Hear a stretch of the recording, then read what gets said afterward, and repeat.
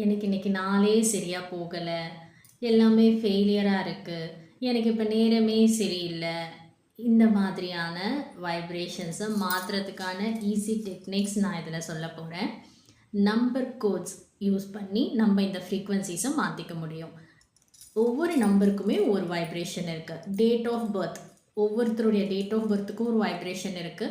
Even பிளானட்ஸுக்கு கூட numbers இருக்கு. குரு பகவானுக்கு 3ஆம் நம்பர், சுக்கிரனுக்கு 6ஆம் நம்பர். இந்த மாதிரி நம்பர் கோட்ஸில் ஒரு வைப்ரேஷன் இருக்குது. அதை காம்பினேட் பண்ணி ஒவ்வொரு நாளுடைய வைப்ரேஷனும் மாற்றிக்கிற மாதிரியான நம்பர் கோட்ஸை நான் இப்போ சொல்கிறேன். இப்போ இதை நீங்கள் எப்படி ப்ராக்டிஸ் பண்ணணும்னா, இதுக்கு நீங்கள் தனியாக ஒரு நோட் வச்சுக்கணும். ஈச் டே அந்தந்த நாளுக்குரிய நம்பர் கோடை எழுதிக்கிட்டு வரணும். மினிமம் 45 டைம்ஸ், மேக்ஸிமம் உங்களால் எத்தனை டைம்ஸ் முடியுமோ அத்தனை டைம்ஸ். இதை மார்னிங்கே நீங்கள் எழுதிடணும். மார்னிங்கே எழுதிட்டிங்கன்னா அன்றைக்கி ஃபுல் டே உங்களுக்கு ஸ்மூத்தாக நடக்கும், ஸ்மூத்தாக போகும், ஒரு பாசிட்டிவான வைப்ரேஷன் க்ரியேட் ஆகும். உங்களுடைய எனர்ஜி இந்த பிரபஞ்ச எனர்ஜியோட அலைனாக இருக்கும். ஸோ அதுக்கான நம்பர் கோட்ஸ் இப்போ நம்ம பார்க்கலாம்.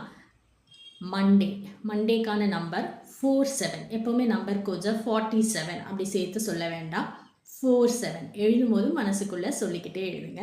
Tuesday 69, Wednesday 104, Thursday 25, Friday 71, Saturday 93, Sunday 156.